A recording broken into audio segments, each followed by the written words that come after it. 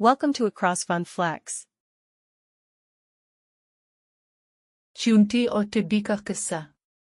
एक दफा का जिक्र है कि एक सरसब्ज मैदान में एक मेहनती च्यूंटी और एक बेफिक्र टिड्डी रहते थे। सारा मौसम गर्मा च्यूंटी अनथक मेहनत करती रही, खाने पीने का सामान इकट्ठा करती और सर्दियों के लिए जखीरा करती। उसे मालूम था कि जब सर्दी आएगी तो खाने को कुछ भी नहीं मिलेगा।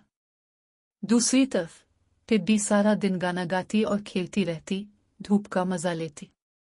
जब भी वो च्यूंटी को काम करते देखती, हंसकर कहती, तुम इतनी मेहनत क्यों करती हो च्यूंटी? आओ मेरे साथ गर्मियों का लुत्फ उठाओ, अभी तो हर तरफ खाना ही खाना है।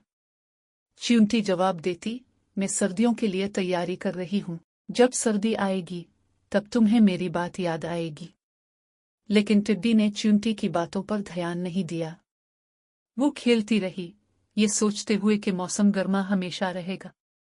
जल्द ही सर्दी का मौसम आ गया।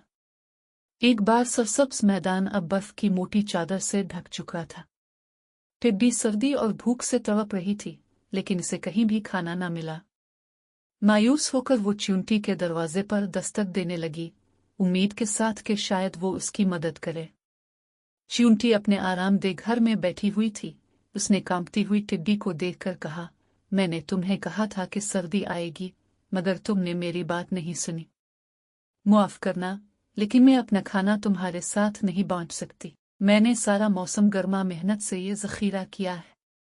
टिड्डी पछतावे के साथ आहिस्ता आहिस्ता वहां से चल दी और इसे ये बात समझ में आ गई कि मेहनत और मंसूबाबंदी कितनी जरूरी है। इखलाकी सबक आने वाले कल के लिए आज Subscribe us. तैयारी करें।